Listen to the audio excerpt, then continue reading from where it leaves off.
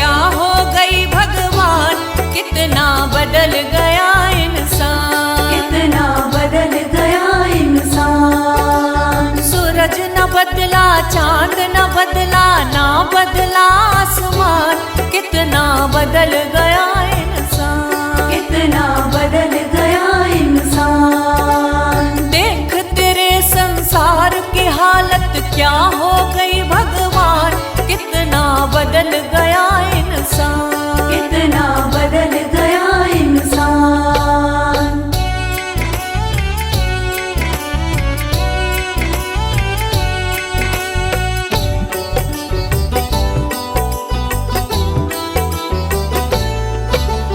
आया समय बड़ा बेढंगा, आज आदमी बना लफंगा, आज आदमी बना लफंगा। कहीं पे झगड़ा कहीं पे दंगा, नाच रहा नर होकर नंगा, नाच रहा नर होकर नंगा। छल और कपट के हाथों अपना बेच रहा ईमान, कितना बदल गया इंसान, कितना बदल गया इंसान। देख तेरे संसार की हालत क्या हो गई भगवान, कितना बदल गया इंसान, कितना बदल गया इंसान।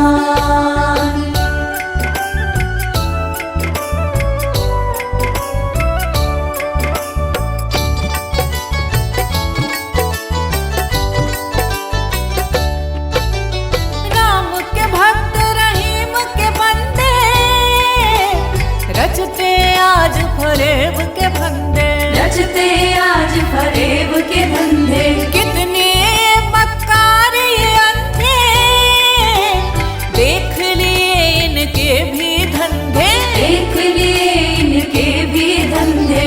इन्हीं की काली करतूतों से हुआ ये मुल्क मशान, कितना बदल गया इंसान, कितना बदल गया इंसान। देख तेरे संसार की हालत क्या हो गई भगवान, कितना बदल गया इंसान, कितना बदल गया इंसान।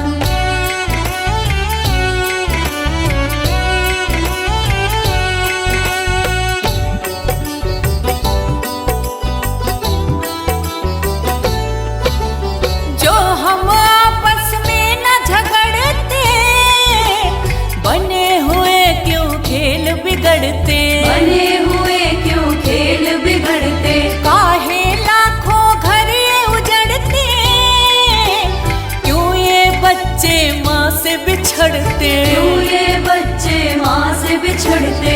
फूट फूट कर क्यों रोते ऋषि मुनियों के प्राण, कितना बदल गया इंसान, कितना बदल गया इंसान। देख तेरे संसार की हालत क्या हो गई भगवान, कितना बदल गया इंसान, कितना बदल गया इंसान।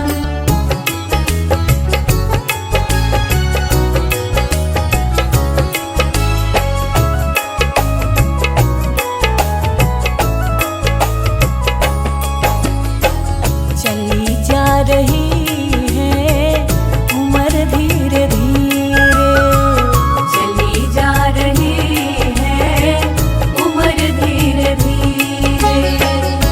पल पल आठों पहर धीरे धीरे, पल पल आठों पहर धीरे धीरे, चली जा रही है उम्र धीरे धीरे, चली जा रही है उम्र धीरे धीरे।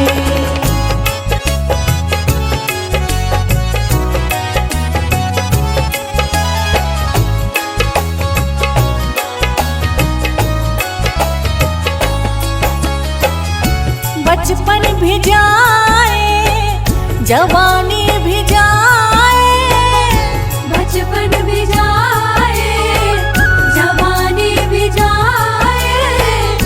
बचपन भी जाए जवानी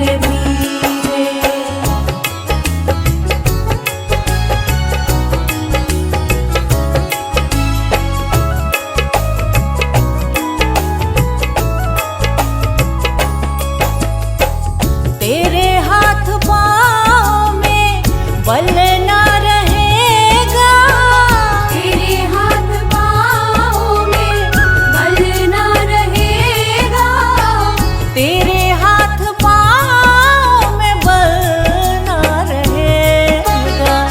झुकेगी तुम्हारी कमर धीरे धीरे, झुकेगी तुम्हारी कमर धीरे धीरे।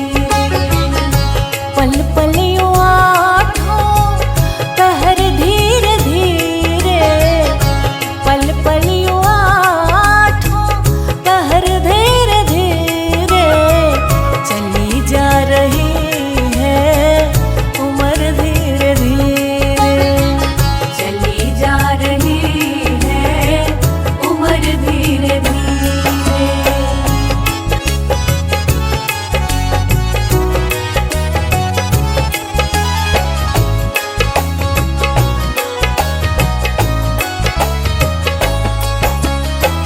शिथिल अंग होंगे एक दिन तुम्हारे, शिथिल अंग होंगे एक दिन तुम्हारे, शिथिल अंग होंगे एक दिन तुम्हारे। फिर मंद होगी नजर धीरे धीरे, फिर मंद होगी नजर धीरे धीरे। पल पल यूं आठों पहर धीरे धीरे, पल पल यूं आठों पहर धीरे धीरे। चली जा रही है उम्र धीरे धीरे, चली जा रही है उम्र धीरे धीरे।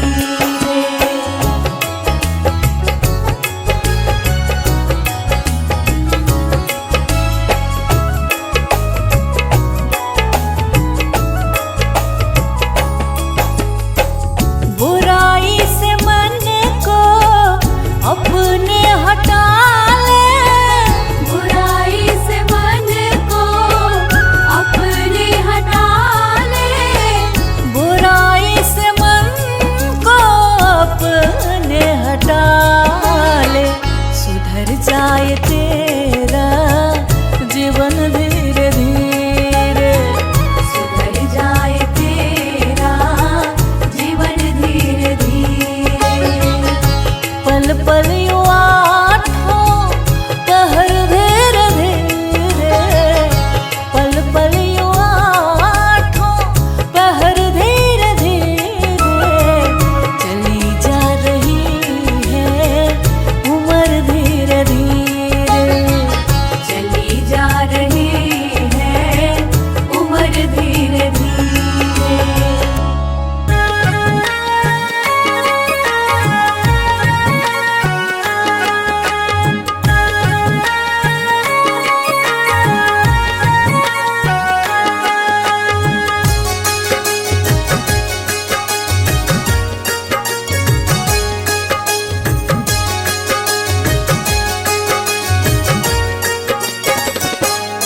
कभी प्यासे को पानी पिलाया नहीं, बाद अमृत पिलाने से क्या फायदा। कभी गिरते हुए को उठाया नहीं, बाद आंसू बहाने से क्या फायदा। कभी प्यासे को पानी पिलाया नहीं, बाद अमृत पिलाने से क्या फायदा।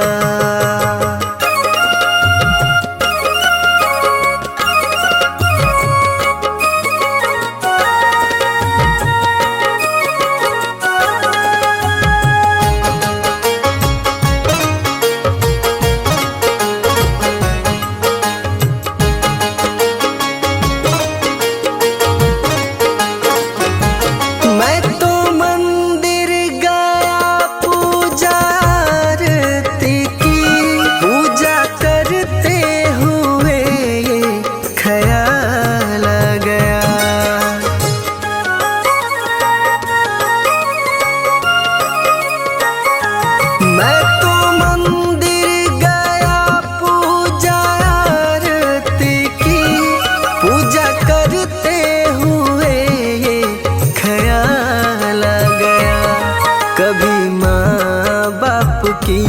सेवा की ही नहीं, सिर्फ पूजा के करने से क्या फायदा।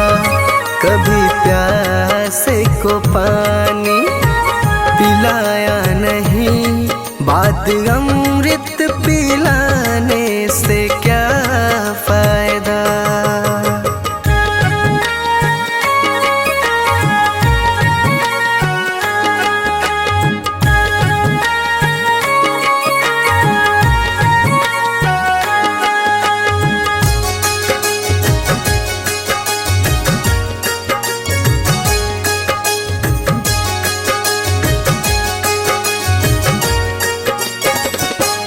मैं तो सत्संग गया, गुरुवाणी सुनी, गुरुवाणी को सुनकर ख्याल आ गया।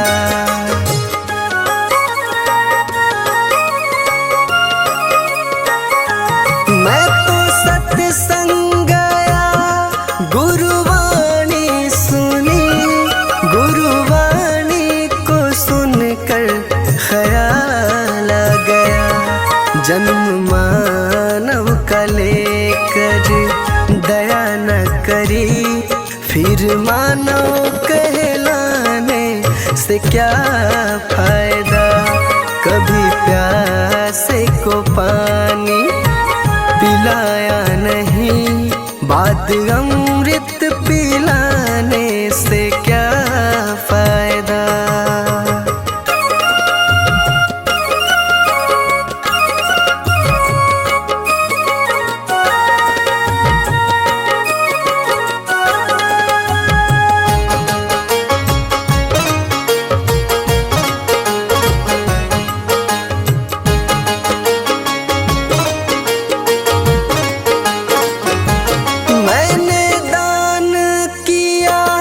मैंने जप तप किया, दान करते हुए ये ख्याल आ गया।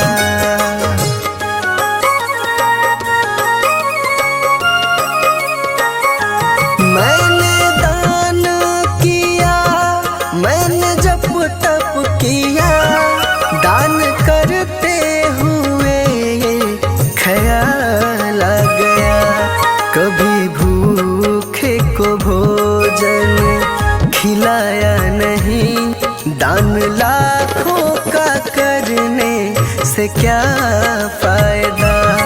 कभी प्यासे को पानी पिलाया नहीं, बाद अमृत पिलाने से क्या फायदा।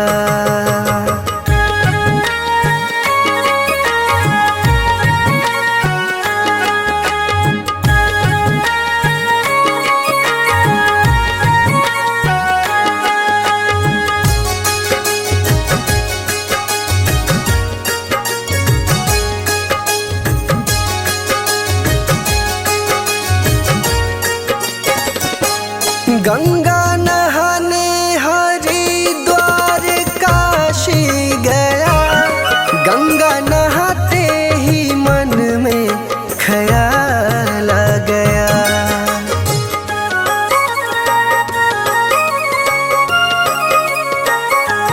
गंगा नहाने हरिद्वार काशी गया, गंगा नहाते ही मन में ख्याल आ गया। तन को धोया मगर मन को धोया नहीं, फिर गंगा नहाने से क्या फायदा। कभी प्यासे को पानी पिलाया नहीं, बाद अमृत पिलाने से क्या फायदा।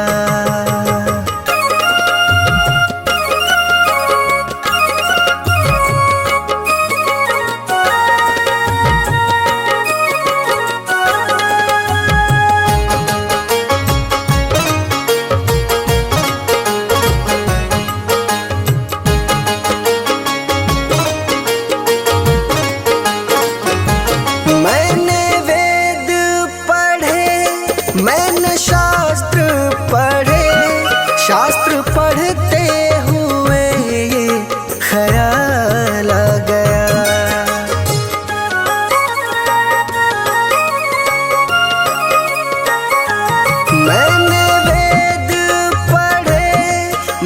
शास्त्र पढ़े, शास्त्र पढ़ते हुए ये ख्याल आ गया, मैंने ज्ञान किसी को बांटा नहीं, फिर ज्ञानी कहलाने से क्या फायदा।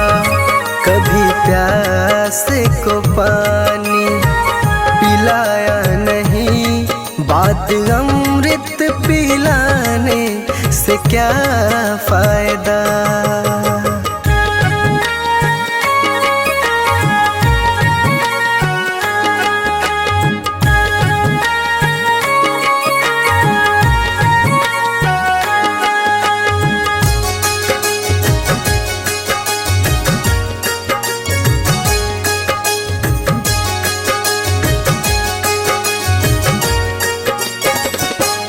माँ पिता के चरणों में चारों धाम है, आ जाए यही मुक्ति का धाम है।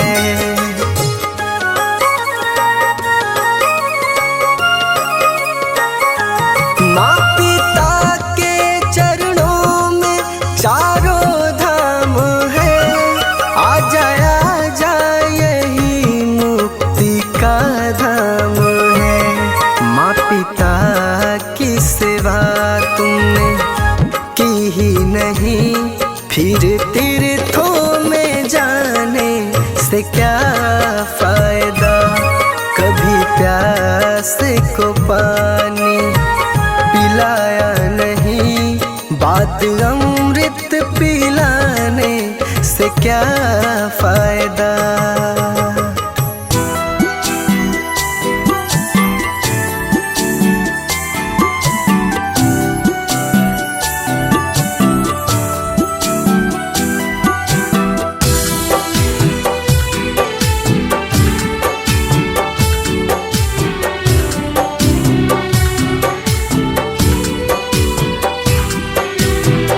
लगा के आस में बैठी हूँ एक जमाने से, लगा के आस में बैठी हूँ एक जमाने से, लगा के आस में बैठी हूँ एक जमाने से।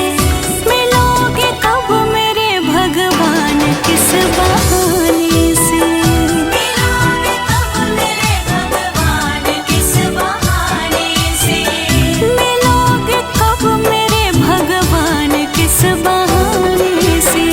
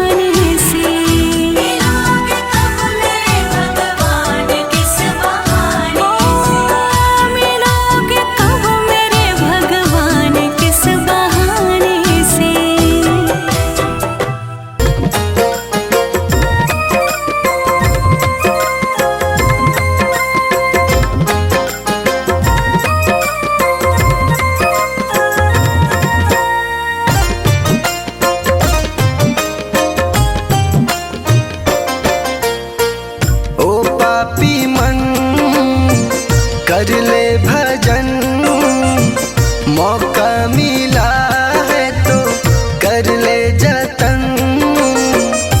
बाद में प्यारे पछताएगा जब पिंजरे से पंछी निकल जाएगा, जब पिंजरे से पंछी निकल जाएगा।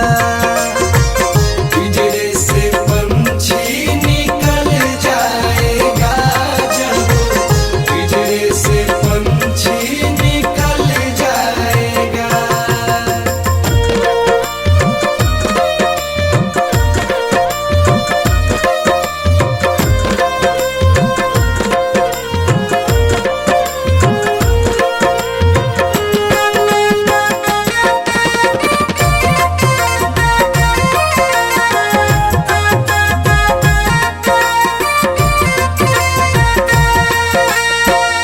संत जन कहते हैं कि क्या तेरा क्या मेरा लगा रखा है।